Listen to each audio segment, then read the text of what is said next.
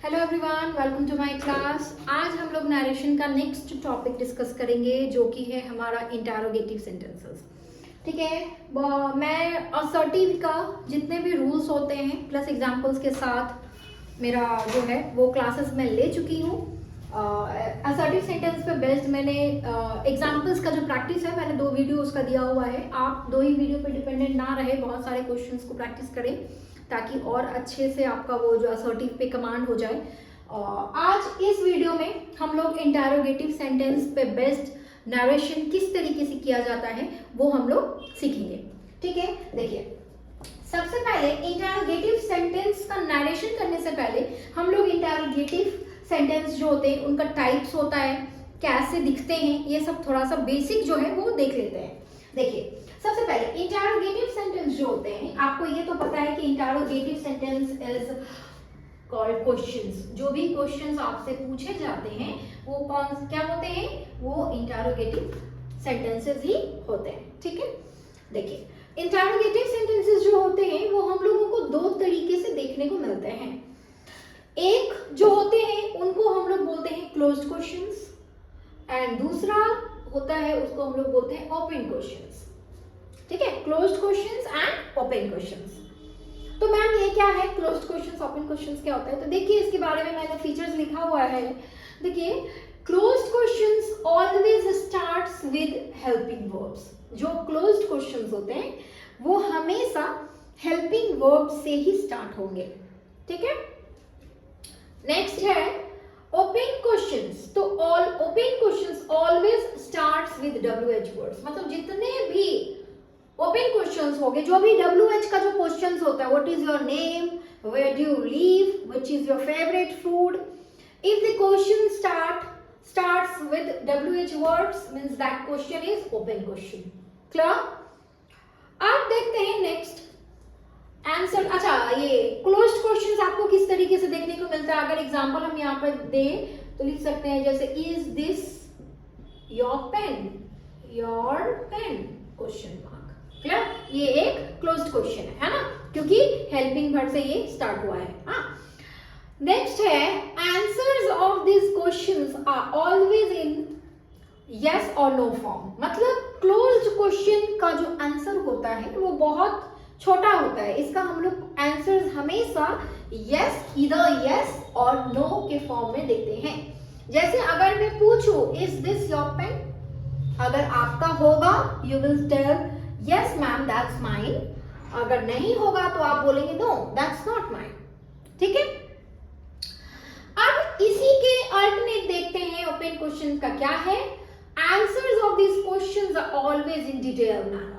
मतलब आपसे जब कुछ क्वेश्चन किया जाता है और वो भी WH के फॉर्म में रहे तो उसका जब आप आंसर देते हैं तो थोड़ा डिटेल में देना पड़ता है। अगर मैं आपसे पूछूं what is your name, what is your name, तो आप इसका पूरा डिटेल बताएंगे ना, that my name is this, है ना। पूरा आप अपना नाम जो है क्लियर कट इन्फॉर्म करेंगे। आप शॉर्ट में यस या नो तो नहीं बोल सकते बिल्कुल भी। ठीक है, क्लियर है? चलिए अब देखते हैं एक और भी, जैसे कि बहुत इंपॉर्टेंट होता है व्हाट इज योर नेम, तो ये हो गया। अच्छा ठीक है, पहले ये रूल देख लेते उसके बाद मैं बताती हूँ। देखिए थर्ड नंबर इसका है कि इफ और वेदर, वेरी इंपॉर्टेंट जिसमें हम लोगों को ध्यान देना है। इफ और weather will play the role of connector. मतलब ये आ गया ना, ये जो दोनों था, ये जो दोनों थे, ये हम लोग पढ़े क्लोज्ड क्वेश्चन का फीचर था कि क्लोज्ड क्वेश्चंस आपको किस तरीके से देखने को मिलते हैं, राइट। अब ये जो है ये एक्चुअल में नरेशन का रूल है जो इंटरोगेटिव में यूज किया जाता है क्लोज्ड क्वेश्चन के साथ। कनेक्टर आपको पता है कि असर्टिव सेंटेंस में हम लोगों ने हमेशा कनेक्टर जो है वो क्या यूज किया है, दैट। ठीक है, but now we are talking about interrogative, तो आप दैट को भूल जाइए। अभी हम लोग इंटरोगेटिव पे देख रहे हैं, तो अभी इंटरोगेटिव में क्या चीज देख रहे हैं, क्लोज देख रहे हैं, तो उसमें क्या यूज किया जाता है, इफ और वेदर। आपको बस अभी याद रखना है, मैंने अप्लाई अभी नहीं सिखा रही हूं, मैं बस आपको याद रखना है कि क्या यूज किया जाता है। असर्टिव में क्या यूज करते हैं, दैट। इंटरोगेटिव के क्लोज में आप क्या यूज करेंगे, इफ और weather. will play the role of connector. अब देखिए इसमें क्या है, WH words itself play the role of connector. कभी भी अगर क्वेश्चन WH का हो नरेशन में, तो जो कनेक्टर होगा उसका वो खुद WH वर्ड्स खुद आ जाएगा कनेक्टर की जगह पे, उसका कोई बाहरी कनेक्टर हम लोग यूज नहीं करेंगे, ठीक है। अब देखिए दूसरा रूल ये है कि आपको पता है कि इंटरोगेटिव में कभी भी जो जो रिपोर्टेड वर्ब है सेड टू या सेड, है ना, ये दोनों, ये जो 4 नंबर रूल है वो इसके लिए भी है। तो मेरा स्पेस नहीं था यहाँ पे, मतलब मैं ये लिख चुकी थी, तो इस वजह से मैंने एरो देके बताया कि ये जो सेड टू और सेड ये दोनों में ही रहेगा आपका, क्लोज्ड क्वेश्चंस में भी रहेंगे या ओपन क्वेश्चन में भी रहेंगे। तो इंटरोगेटिव में जब पूछा जाता है क्वेश्चंस लाइक, जब आपका रिपोर्टेड वर्ब हमेशा रहेगा सेड टू या फिर सेड, ठीक है। तो ये जब आप नरेशन करेंगे, जब इनडायरेक्ट करेंगे, तो वो हमेशा क्या बन जाते हैं, ये आस्क्ड, वांटेड टू नो या इंक्वायर्ड। हाँ, ये डिपेंड करता है, जैसे इंक्वायरी करना, ये डिपेंड करता है कि आपका क्वेश्चन जो है वो कौन पूछ रहा है ना, तब आप इंक्वायर्ड लगाएंगे, वांटेड टू नो भी लगा सकते हैं आप। आस्क्ड तो हम लोग मैक्सिमम क्वेश्चंस में आस्क्ड का यूज करेंगे, क्लियर है। चलिए, अब most important rule of interrogative is interrogative sentences will change into assertive form. जो क्वेश्चन है वो क्या बन जाएगा, assertive। इसका मतलब है वो स्टेटमेंट बन जाएगा। क्या बन जाएगा, स्टेटमेंट। मतलब आपको डायरेक्ट में जो क्वेश्चन दिखेगा, आपको जब डायरेक्ट स्पीच में इंटरोगेटिव का क्वेश्चन रहता है, डायरेक्ट स्पीच में इंटरोगेटिव में आपको क्या दिखेगा, क्वेश्चन मार्क। लेकिन इनडायरेक्ट स्पीच में वो क्या चेंज हो जाता है, फुल स्टॉप में। आप ये हमेशा याद रखें। अगर आप इनडायरेक्ट स्पीच जो है वो करेक्टली आपने चेंज भी कर लिया, लेकिन आप ये फुल स्टॉप देना भूल गए, आपने ये क्वेश्चन ही दिया है, तो वो गलत हो जाएगा, ठीक है। तो आपको ये चीज याद रखना पड़ेगा, क्लियर है। चलिए, एक और इंपॉर्टेंट चीज है जो मैं आपको बताना चाहूंगी। जैसे क्लोज्ड क्वेश्चन में हम लोगों ने देखा कि हेल्पिंग वर्ब से क्वेश्चन स्टार्ट होते हैं, तो उसका एक और रूल है कि अगर इफ, मैं यहां पे लिख रही हूं, if your sentence starts with do, does और डिड, ठीक है ना, तो उसको हम लोग क्या करेंगे, स्किप इट। क्या करते हैं हम लोग, स्किप इट। अगर आपका 6 नंबर रूल हुआ, ये 4 तो मेरा ये था सेड टू वाला, ये 5th था और ये 6th है। 5th था हमारा interrogative sentence will change to assertive form, ठीक है। चलिए, 6th में क्या है, देखिए ये डू डज डिड सारे के सारे हेल्पिंग वर्ब है, और अगर इससे क्वेश्चन स्टार्ट होगा, जैसे मान लीजिए do you have this, do you know this, no this, ये क्वेश्चन है, ये कौन सा क्वेश्चन होगा, क्लोज क्वेश्चन होगा। क्यों, क्योंकि डू से स्टार्ट हो रहा है ना।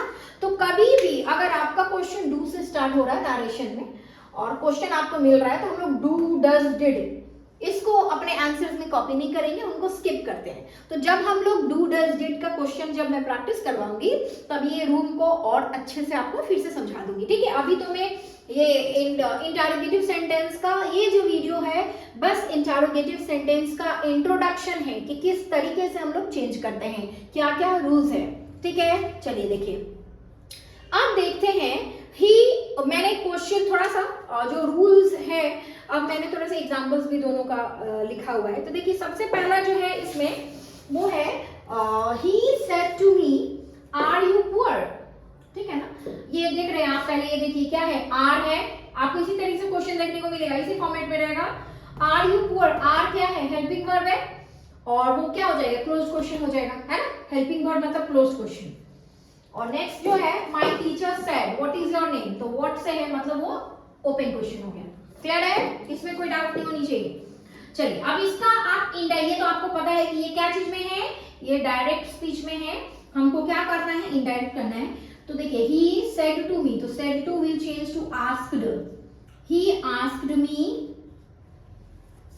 ठीक है, he asked me are you ill। Assertive जब करते थे तो ये इन्वर्टेड कॉमास को हटा के हम लोग क्या लगाते थे, that, remember that, क्या लगाते थे हम लोग, दैट लगाते थे। लेकिन ये हमारा असर्टिव नहीं है, क्या है, इंटरोगेटिव है। तो आप क्या यूज करेंगे, या तो इफ या तो वेदर, दोनों में से कोई एक। और हम यहाँ पे दोनों लगा दे रहे ताकि आपको याद रहे। He asked me, यहां तक क्लियर है। इन्वर्टेड कॉमास को हटा के इफ या वेदर, क्यों, क्योंकि ये आर से स्टार्ट हुआ है, हेल्पिंग वर्ब से स्टार्ट हुआ है, ठीक है। इफ और वेदर। अब पर्सन का चेंज और टेंस का चेंज हम लोग जैसे सीखे थे वैसे ही यहाँ पे फॉलो होगा, इसमें कोई चेंज नहीं होगा। इफ और वेदर, यू है ना, second person will change to according to object and object is me. तो इसको हम लोग ऑब्जेक्ट, यहाँ पे ऑब्जेक्ट है लेकिन जब आप यहाँ पे बिठा रहे तो वो सब्जेक्ट का फॉर्म ले रहा है, तो यहाँ पे हम लोग बिठाएंगे आई। ही आस्क्ड मी इफ और वेदर आई, ये क्या है, प्रेजेंट में आर है ना, तो यहाँ पे हो जाएगा वॉज पुअर क्वेश्चन, ठीक है। चलिए देखिए, अच्छा एक चीज देखिए, ये जो है ही said to me are you poor, इसके यहां से यहां तक का मैं बात कर रही हूं जो इन्वर्टेड कॉमर्स के अंदर है, आर यू पुअर, इस क्वेश्चन को हम लोग क्या डिनोट कर रहे हैं कि ये क्वेश्चन है, इंटरोगेटिव है ना, इंटरोगेटिव है। क्या देख के आपको लग रहा है कि इंटरोगेटिव है, तो मैम इसमें क्वेश्चन मार्क है, इससे ये पता चल रहा है कि इंटरोगेटिव है, प्लस इसमें हेल्पिंग वर्ब भी सामने में है, सामने इन द सेंस क्या, मेरे सब्जेक्ट से पहले है ना, तो ये मैम मेरा इंटरोगेटिव है ना। अब आते हैं WH क्वेश्चन में। तो WH क्वेश्चन अगर मैं ये पूछूं कि आप ये बताइए कि क्या देख के आपको ये लग रहा है कि ये क्वेश्चन है, आप बोलेंगे मैम क्वेश्चन मार्क है तो ऑब्वियस क्वेश्चन होगा, और WH से भी स्टार्ट हो रहा है तो मैम ऑब्वियस ये क्वेश्चन ही है। लेकिन एक और कारण है जिसके वजह से ये क्वेश्चन है, वो कारण है ये इज। आप इसमें देख सकते हैं कि ये योर प्रोनाउन से पहले, मतलब मेरा जो सब्जेक्ट है प्रोनाउन नाउन उससे ये पहले लगा हुआ है, तो ये एक दूसरा कारण है, वेरी इंपॉर्टेंट कारण है इस सेंटेंस को इंटरोगेटिव होने का। मतलब ये मैं इसलिए बता रही हूँ कि जब हम असर्टिव करेंगे तो आपको डिफरेंस पता चलना चाहिए कि मतलब ऐसा क्या हो रहा है सेंटेंस में कि सेम रह रहा है लेकिन ऐसा क्या हो जा रहा है कि मैम ये असर्टिव हो जा रहा है और वो इंटरोगेटिव था, ठीक है। देखिए, तो he said to me comma inverted comma start are you poor, तो he asked me comma inverted comma को हटा के इफ या whether I was poor, I क्यों, क्योंकि यू था। और एक चीज देखिए, यू से पहले आर था ना, तो हमको पता है आर पहले इसीलिए इंटरोगेटिव है, लेकिन हमको असर्टिव करना है तो हम लोग पहले person then helping verb, if और वेदर आई वॉज पुअर, ठीक है। इफ और वेदर वॉज आई पुअर नहीं, क्या हो जाएगा, आई, उसके बाद आएगा helping verb was and then poor. Sentence format, interrogative का फॉर्मेट नहीं होना चाहिए, subject verb and then object होना चाहिए, ठीक है, क्लियर है। चलिए अब देखिए, फुल स्टॉप देना ना भूलें आप। नेक्स्ट देखिए, my teacher said comma inverted comma start what is your name, ये हमारा कौन सा क्वेश्चन है, ओपन क्वेश्चन है, आप देख सकते हैं WH से स्टार्ट हो रहा है। तो देखिए इसका कैसे करेंगे, माय टीचर आस्क्ड, यहां तक तो कोई डाउट नहीं है। व्हाट इज योर नेम, तो आपको मैंने पहले ही बताया कि इंटरोगेटिव में जो WH क्वेश्चन है उसमें कनेक्टर कौन बनेगा, WH खुद बनते हैं, तो इसको व्हाट को व्हाट लिख लीजिए। अब लिखेंगे my teacher asked what is your name, that's incorrect, गलत हो जाएगा। देखिए व्हाट, उसके बाद क्या आएगा, और सब्जेक्ट जो है आपका वो, उसके बाद हेल्पिंग वर्ब, योर है ना, तो योर क्या बन जाएगा, माय, ठीक है। Your second person will change to first person, as if we don't have object यहाँ पे, तो हम लोग क्या कर देंगे, उसको फर्स्ट पर्सन बनाएंगे, तो वो माय हो जाएगा, what my name was and then full stop. Clear है, आप देख सकते हैं कि जिसके वजह से ये क्वेश्चन था, ये इस हेल्पिंग वर्ब की वजह से जो कि योर के पहले था, मैंने उसको पहले लास्ट भेज दिया है, हाँ, तो ये क्या हो गया, असर्टिव हो गया। So my teacher asked what my name was, what, ठीक है। और इसमें क्या होता है, ही आस्क्ड मी इफ और वेदर आई वॉज पुअर, ठीक है।